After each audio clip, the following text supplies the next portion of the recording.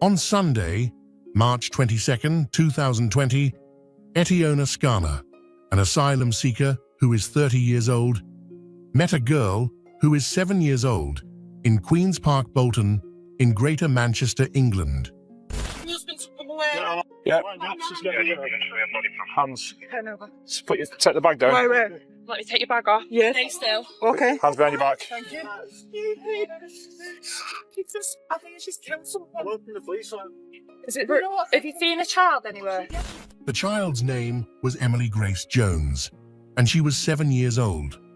The cops were desperately looking for her, but before they could find her, they had to restrain this 30-year-old asylum seeker. Is she on the road? No, I'm with her. I'm just getting home. Right. The child's down there. Get down there quick. The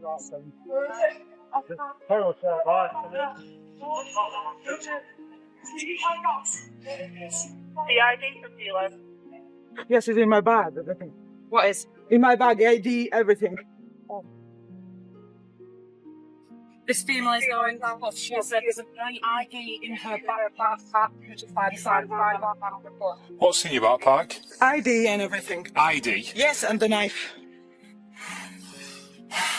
And a knife. A young girl was killed at Queen's Park with the knife that was found in Eltiona's bag.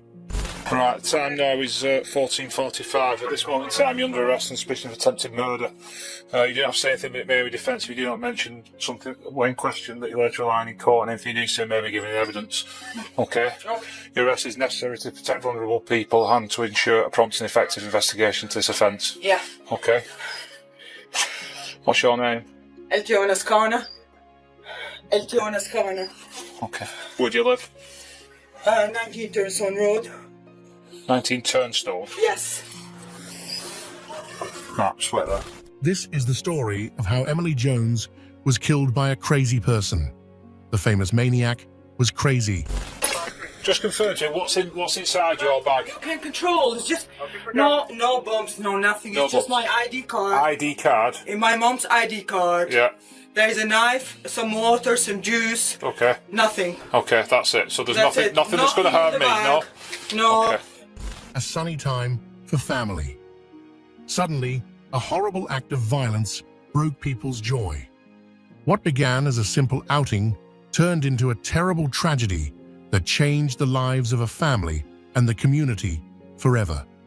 Here is the story of Emily Jones, a little girl whose life was taken during the fight for justice. Eltiona Skana was born in Albania in February 1990. When she was 22, her father got into debt and forced her to marry the man he owed money to. After the marriage, they moved to Kuwait. But in September of the next year, Eltiona managed to escape and returned to her home country. In 2014, she left Albania again, this time going to Frankfurt, Germany. On August 11th, her sister set up a trip for her to the UK, and on August 13th, she arrived in the UK, hidden in a lorry. She applied for asylum, but her request was turned down in June 28th, 2018. But after an appeal, the decision was overturned, and she was given a residency permit that would allow her to stay in the country until November 28th, 2020. She later got permission to stay until November 2024.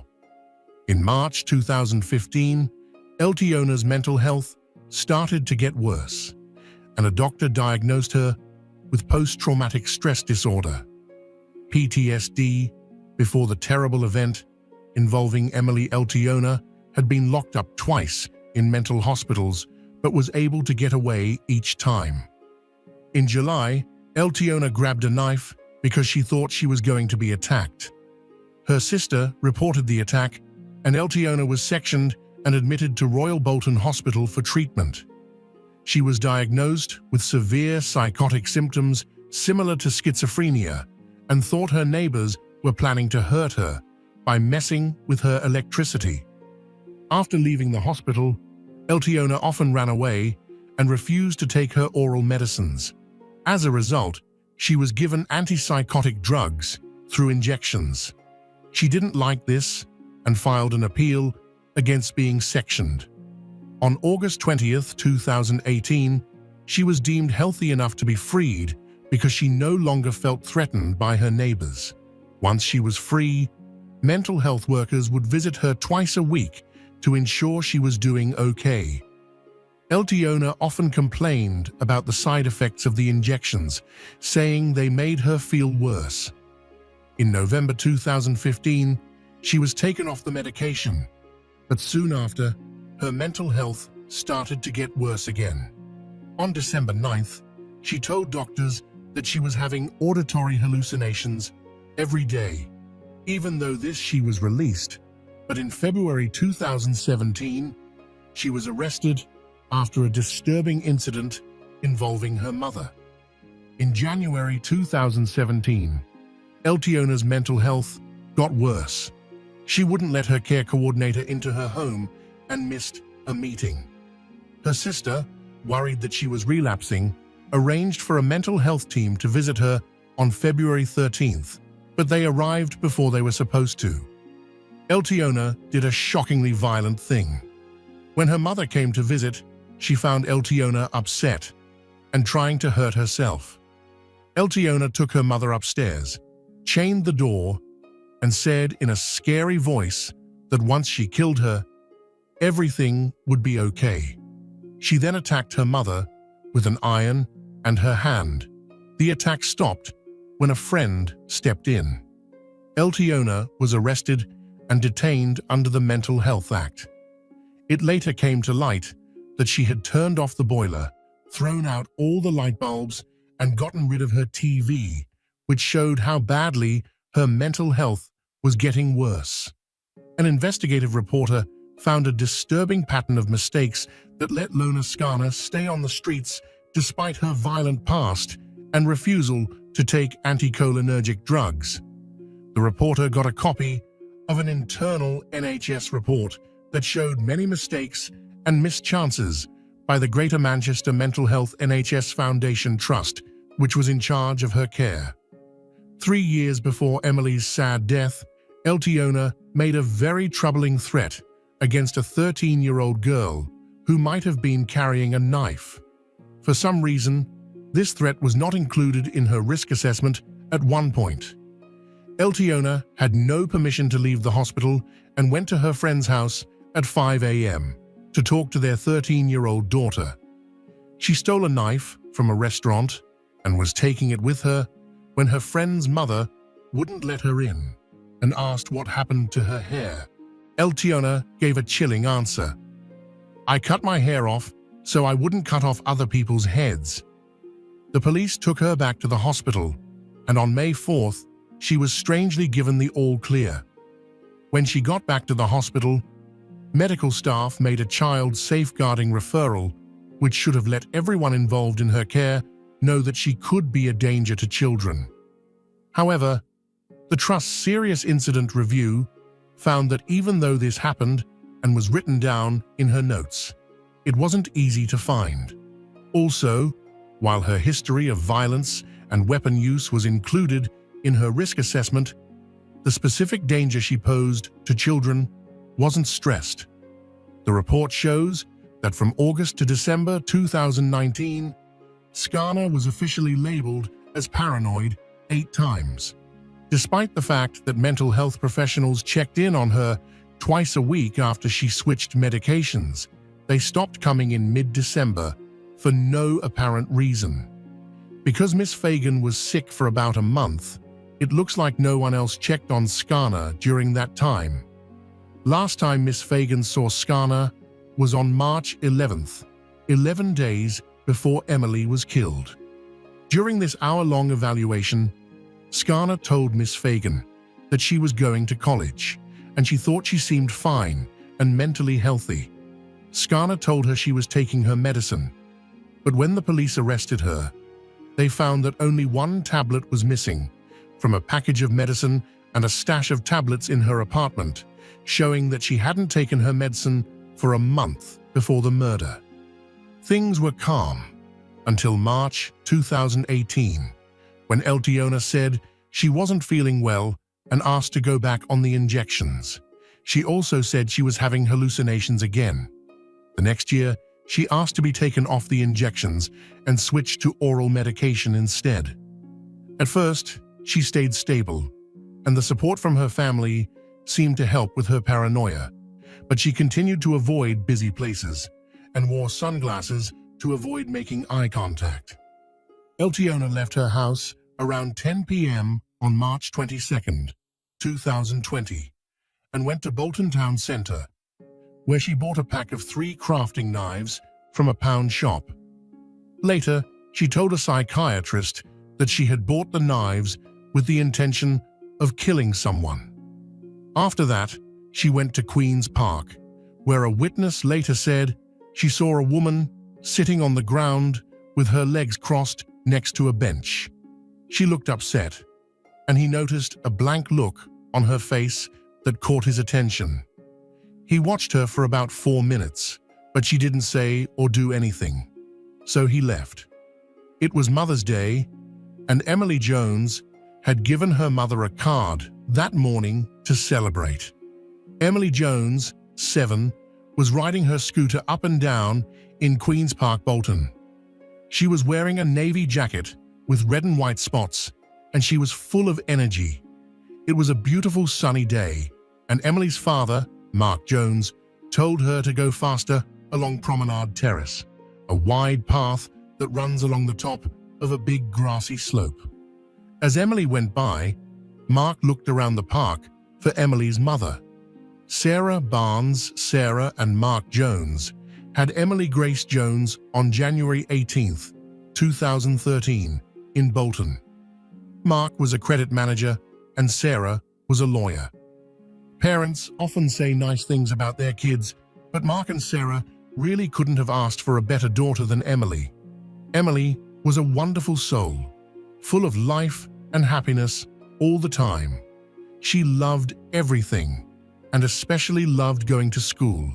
She had a great sense of humor and was always making her parents laugh by making fun of them when they were being silly. Emily was a brilliant, lively character for such a little girl. She was fearless and loved the outdoors and threw herself into any activity with enthusiasm. She was always up for an adventure and made friends wherever she went. Sarah and Mark made sure that Emily's short life was full of exciting experiences. Sarah took her horseback riding, swimming, and indoor climbing, while Mark taught her how to bodyboard in Wales and ski on an indoor slope in Manchester. Emily had vacations in Portugal and Spain with Sarah, and Mark was planning to take her to France. Emily was creative and loved drawing and writing stories, according to her teachers. She got along well with everyone in her class and was known for being smart and hard-working. Emily and her teachers often joked that Emily was done with her work before her classmates had even written the date. Even though Mark and Sarah were no longer together, they kept up a good relationship and were committed to co-parenting Emily. Emily was their world, and they both worked hard to give her the best life possible. Emily was taken care of by Sarah 4 days a week and by Mark the rest of the time, even on Sundays. Mark really admired Sarah because he knew what a great job she did, teaching Emily to be a polite and well-behaved girl. Sarah always dressed Emily so well, and she was a great mom in every way. Mark usually spent Sundays with Emily, but on March 22, 2020, he and Sarah planned to meet in Queen's Park. It was Mother's Day, and Emily had given her a card earlier that morning, a sweet gesture that would stick with her.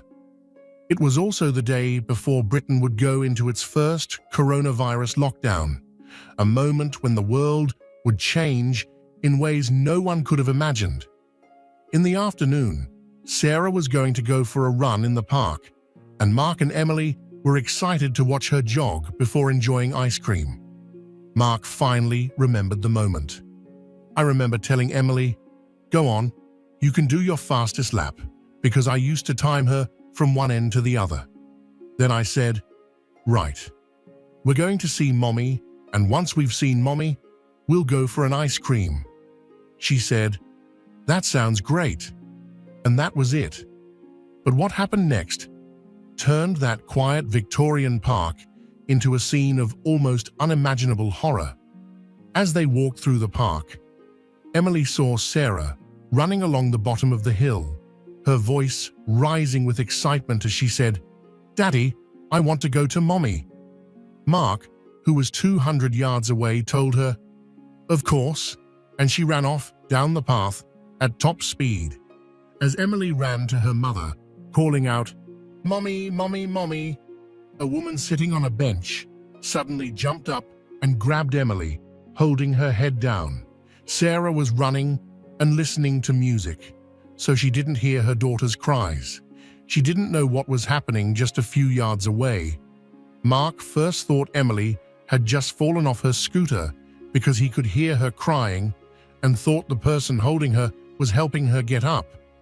But then, a woman nearby screamed that she had been stabbed. Mark ran to his badly hurt daughter. But by the time he got there, the psychotic attacker had already thrown Emily to the ground and run away. Mark held his daughter close and yelled for help. Mark was scared. He knew things were bad and thought he was going to lose her. He was yelling, "Emily, stay with me. Don't leave me." Emily was just trying to breathe. It was horrible. Mark didn't want anyone to see that happen to their own daughter. He was struggling to stay calm as he held Emily in his arms. Emily was badly hurt and gasping for air. Mark's heart broke as he tried to comfort her, even though he knew deep down that things were terrible. That moment will always haunt him. In the middle of the chaos, Mark quickly called Sarah's cell phone. Sarah was still running, unaware of the terrible events that had just happened. By the time Sarah turned around, someone had already given Mark a t-shirt to try to stop the bleeding, and a nurse who happened to be in the park rushed over to give first aid. The nurse quickly knelt next to Emily and tried desperately to help her, but Emily was quickly losing consciousness, and her life was slipping away. One of the people in the park that day was Tony Canty, who was there with his wife and baby daughter. He didn't hesitate when he saw the woman who had attacked Emily trying to fleeing the scene. They ran after her, even though they didn't know what had happened or if she was armed. Meanwhile, Sarah's wife gave Mark their baby's muslin cloth to help stop Emily's heavy bleeding. Within minutes, the emergency services showed up. As paramedics rushed to help Emily, they started CPR and gave her adrenaline right away before quickly loading her into the air ambulance. As Tony chased the fleeing woman, his wife yelled after him, warning that the woman had a knife. Despite this, Tony bravely continued. He eventually caught up with the woman, knocked her to the ground, and sat on her to stop her from running away. While holding her down, he called 999 and told the operator that there was an incident at Queen's Park in Bolton and a child was bleeding. He also tried to talk to the woman, who was clearly upset and confused. She was rambling and saying things that didn't make sense. She said she no longer needed injections and that Tony had killed her family and was killing her. Tony tried to calm her down by telling her, "You're not well. The police will help you." Tony stayed with her and restrained her until the police arrived and took over. Mark later said that Tony was very brave to chase after her, and he said, "I will thank him in due course." Yeah, the officer's getting hands. Turn over. Take the bag down. Wait. Let me take your bag off. Yes. Stay still. Okay. Hands behind your back. Thank you. I think she's killed someone. Welcome the police on. Is it? Have you seen a child anywhere? Yes, she's fine, everything's. Is she on the road? No, I don't want to put her number to get home. Right. The child's down there. Get down there quick.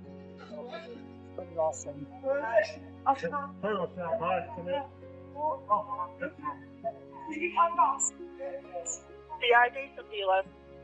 Yes, it's in my bag. Everything. What is? In my bag, ID, everything.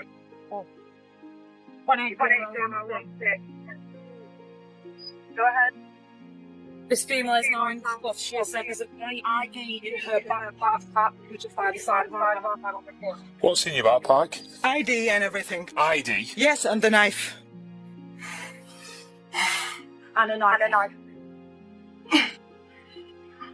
15. Inspector for Keeler. Right, the time now is 14:45. At this moment in time, you're under arrest on suspicion of attempted murder. You didn't have to say anything but it may be defensive. You did not mention something when questioned that you later rely in court, and if you do so, maybe giving evidence. Okay? Your arrest is necessary to protect vulnerable people and to ensure a prompt and effective investigation to this offence. Yeah. Okay? What's your name? Eltiona's corner. Eltiona's corner. Okay. Where do you live? 19 Turnswan Road. 19 Turnstone. Yes.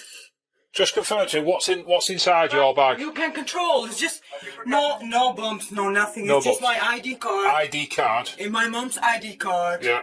There's a knife, some water, some juice. Okay. Nothing. Okay, that's it. So there's That's nothing it. that's going to Nothing in harm the me, bag.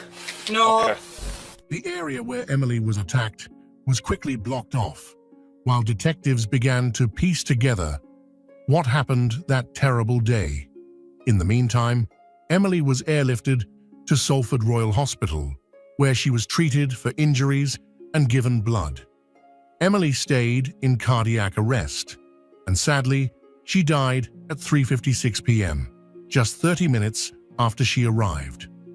Emily's death time was officially recorded, which led to the start of a murder investigation. It was unbearably horrible for Mark to have to call Sarah and tell her that their little girl had died. The sound of Sarah's screams of pain over the phone will always haunt him. Later that night, Sarah had to call her parents again, which broke her heart. The family gathered at Sarah's house, filled with grief.